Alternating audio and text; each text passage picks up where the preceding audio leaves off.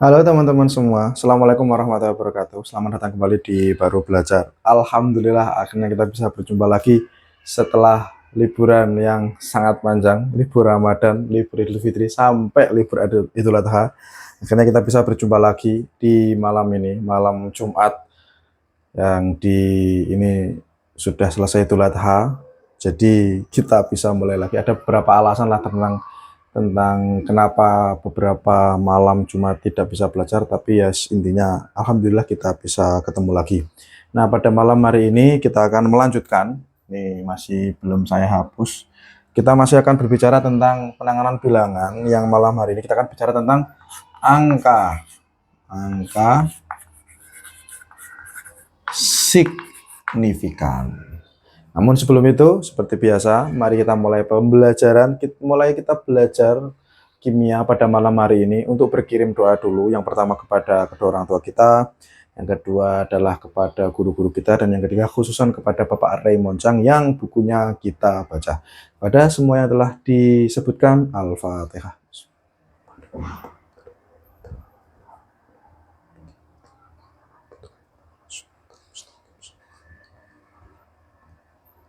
Amin. Nah, jadi melanjutkan apa yang kemarin kita bicarakan. Kalau yang kemarin kita bicara tentang penanganan bilangan, yakni notasi ilmiah, pada malam hari ini kita akan berbicara tentang angka signifikan, yakni sebuah pembahasan yang menjadi sangat umum dan lumrah dibicarakan ketika kita berhubungan dengan angka di dunia kimia.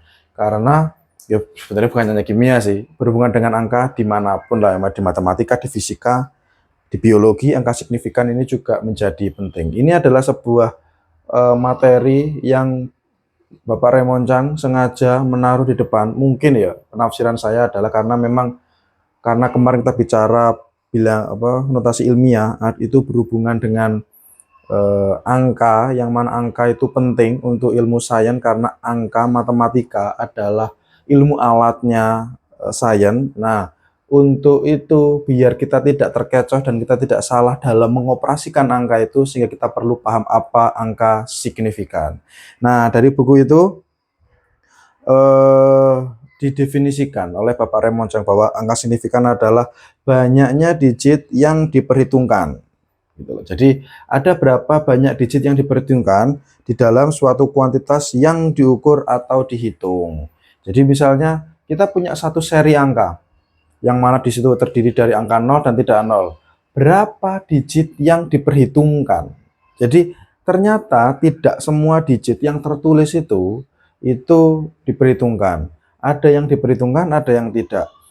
Cara menyingkat, cara penyederhanaan itu juga ternyata ada caranya, tidak lantas ujuk-ujuk sembarangan.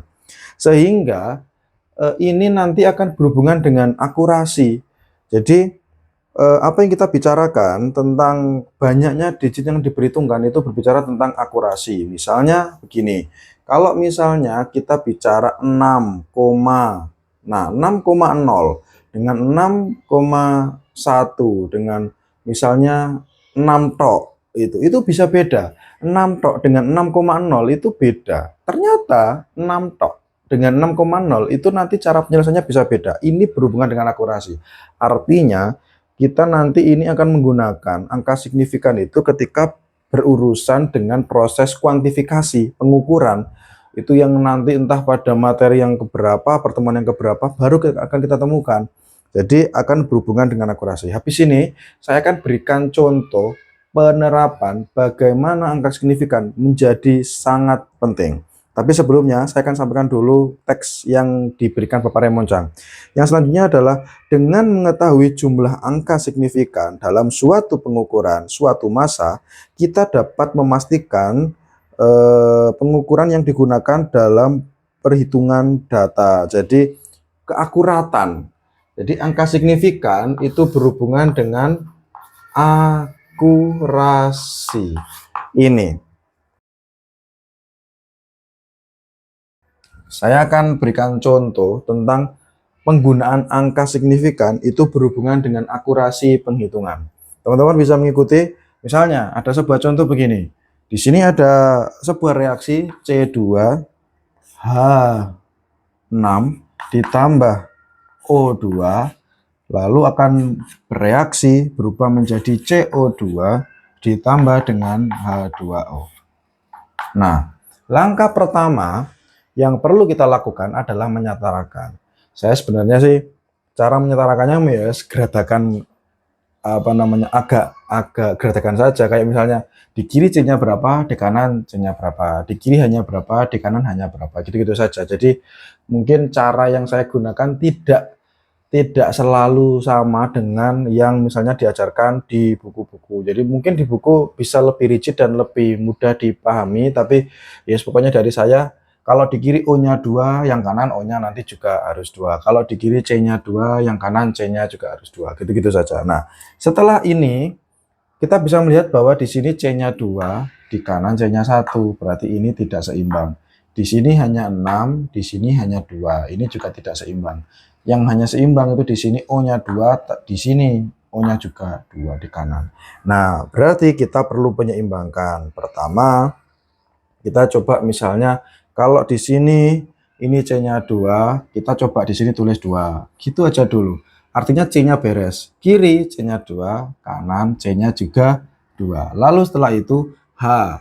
Di sini hanya 6, di kanan hanya masih 2. Berarti tinggal ini nanti kita beri 3. Sehingga kita akan dapatkan di kiri hanya 6, di kanan hanya 6. Jadi H2, 2 dikali 3, 6.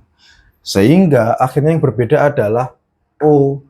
O yang kiri 2, O yang kanan tidak lagi 2. Yang ini O-nya ada 2, di sini O-nya ada 3. Oh, ini 4, ding. 1, 2, ada 2 berarti 4. Ininya ada 3 berarti 7. Nah, berarti di sini 7/2. Ini sudah seimbang antara kiri dan kanan. Nah, setelah itu soalnya begini. Kalau yang kiri sama-sama diberikan massa 15 gram, ini juga 15 gram, berapa massa hasilnya? Jadi kalau C2H6-nya 15 gram dan O2-nya 15 gram, berapa gram hasil CO2 dan H2O? Nah, penggunaan angka signifikan akan menjadi sangat kentara ketika kita menggunakan percobaan untuk menjawab pertanyaan berapa massa dari CO2 dan H2O ini.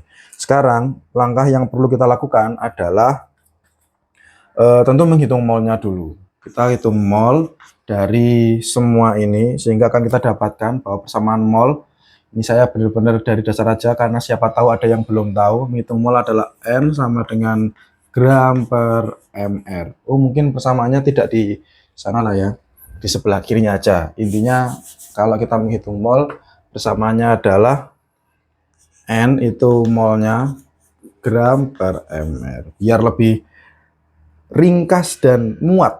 Nah, sehingga di sini kita akan dapatkan N sama dengan gramnya 15 dan mr-nya adalah C itu 12 dikali 2, H itu 1 dikali 6, dan totalnya adalah 30. Sehingga yang didapatkan adalah 0,5. Pas seperti ini, 0,5. Dengan cara yang sama, kita akan hitung O2 sebanyak 7/2. Sehingga didapatkan N sama dengan 15. MR-nya ini adalah 112 karena O2 16 kali 2 lalu dikali 7 dibagi 2, hasilnya adalah ini, dan akan didapatkan. Nah, ini yang menjadi pengecoh ini. Hasilnya itu sebenarnya kalau dihitung itu 0,1337 sekian. Misalnya saja ya ini ya. Ini saya tulisnya itu 0,13. Oke, jadi 0,133 saya potong, jadi ini kan nggak seimbang. Kalau mau kita buat seimbang, ya berarti ini harus ditulis 0. Nah, ini nanti kenapa kok dibuat seperti ini? Ini dua angka penting, ini dua angka signifikan, ini juga dua angka signifikan. Nanti akan kita sebutkan. Tapi kita coba perhitungkan kalau yang seperti ini dulu. Nah, berarti kalau dari sini O2 itu lebih sedikit, berarti nanti akan nyisa C2H6. Hasilnya adalah CO2 juga sebanyak 0,13, H2O-nya juga sebanyak 0,13, dan sisanya akan nyisa ini karena mol C2H6-nya itu lebih banyak sehingga akan ada sisa C2H6 0,50 dikurang 0,13, hasilnya adalah 0,37 mol. Nah, dari sini kita akan cari tahu gramnya. Dengan menggunakan persamaan yang sama, molnya ada, MR-nya ada, kita akan cari tahu gramnya. 0,13 itu gram per 88, hasilnya adalah 11,14 masanya.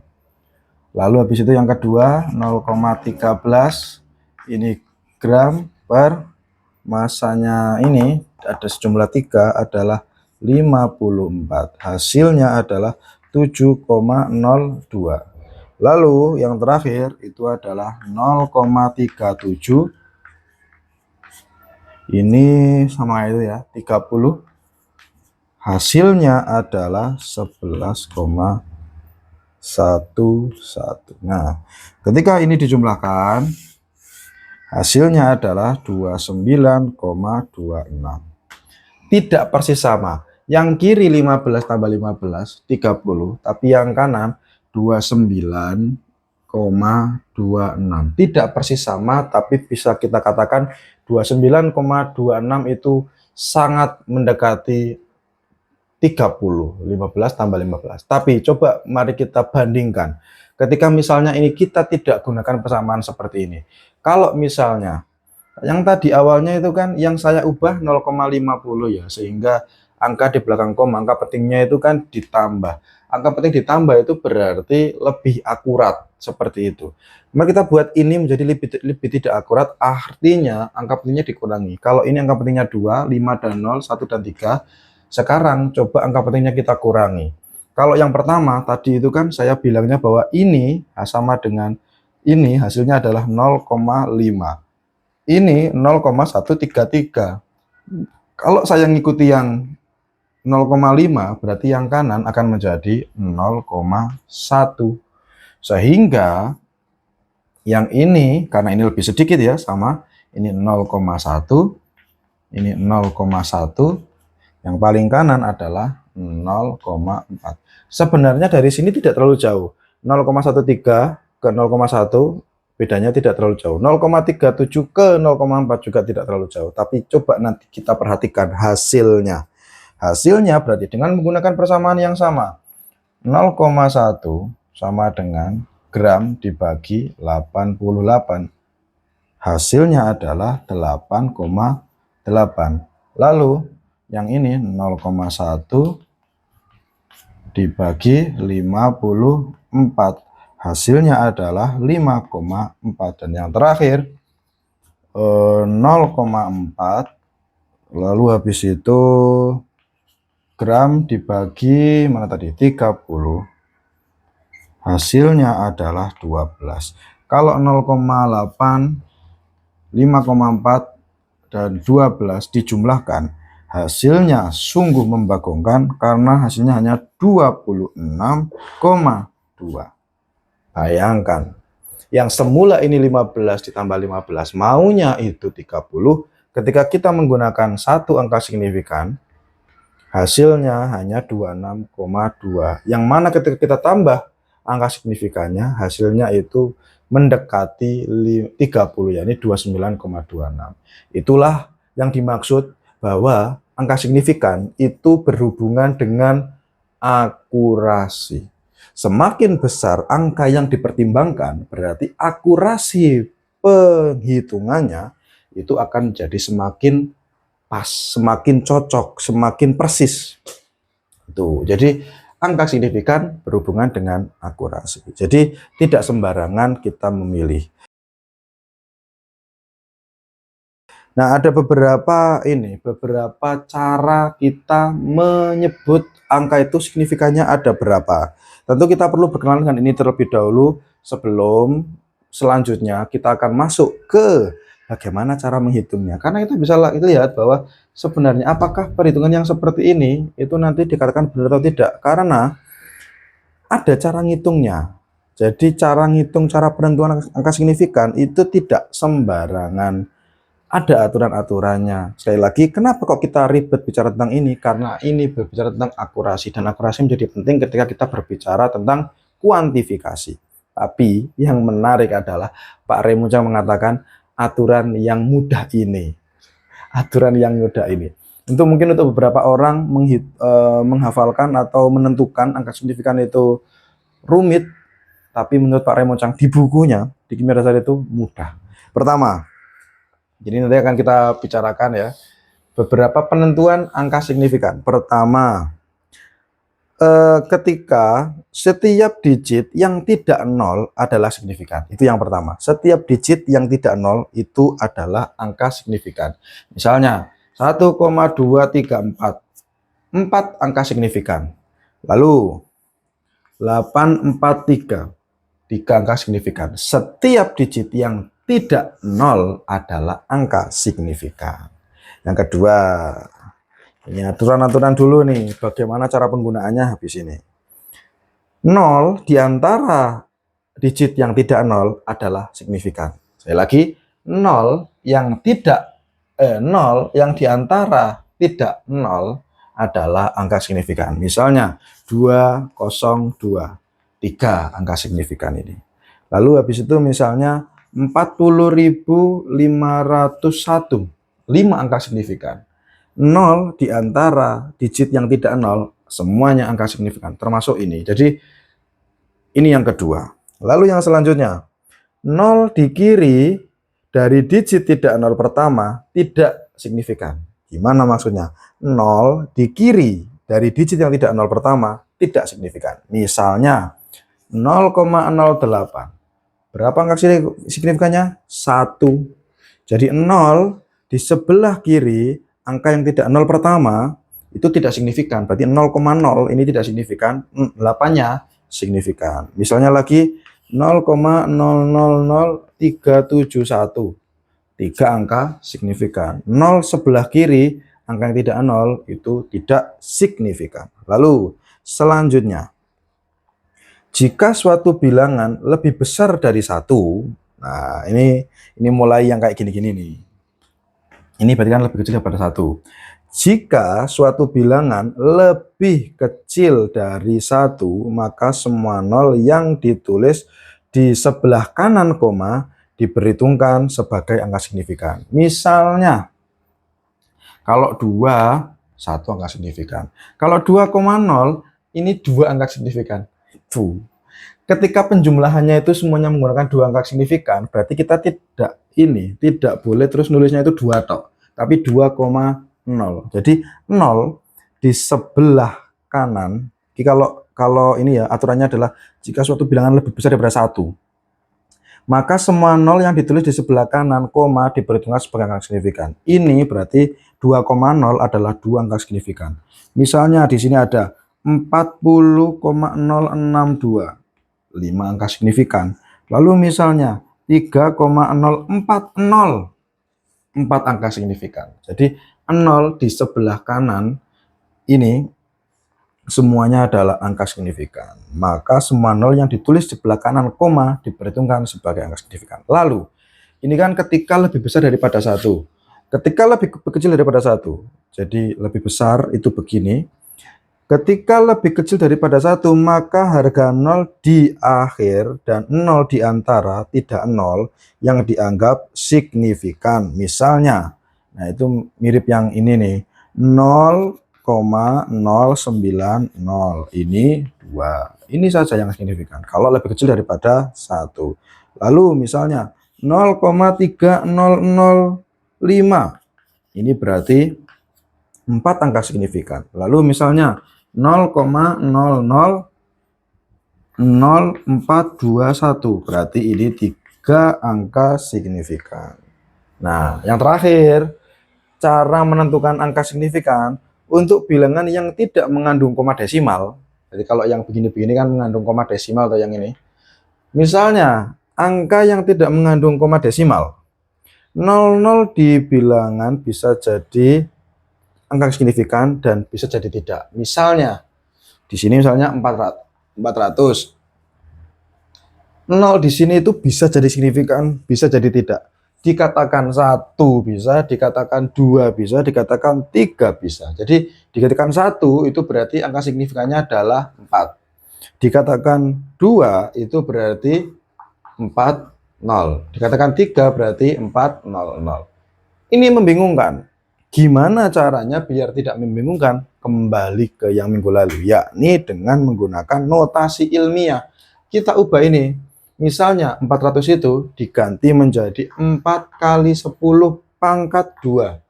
Ini jelas satu angka signifikan. 4,0 kali 10 pangkat 2. 2 angka signifikan. Lalu 4,00 kan sama kayak ini ya. Dikali 10 pangkat 2 itu berarti 3 angka signifikan. Lalu apa bedanya? Kapan kita pakai 1, kita kapan pakai 2, kita kapan pakai 3? Ketika konsistensi ngitungnya. Konsistensi ngitungnya ketika semua hitungannya itu menggunakan 3 angka signifikan, ya berarti kita harus pakai yang 4,00. Lalu emang beda hasilnya? Beda. Kita sudah buktikan ini. Bahwa perbedaan penggunaan angka signifikan ketika kita gunakan 2 angka signifikan dan ketika kita gunakan 1 angka signifikan, hasil perhitungannya sangat jauh berbeda tentang signifikansi. Jadi ini yang menjadi penting. Sekali lagi bahwa ini kuliah, ini ngaji tentang kimia, tapi kita perlu awali dengan membicarakan operasi matematikanya dulu. Sekali lagi, kenapa ini menjadi penting? Karena matematika adalah ilmu alat atau tools bagaimana kita mendekati materi-materi di alam yang semuanya itu bisa dikodekan dengan matematika.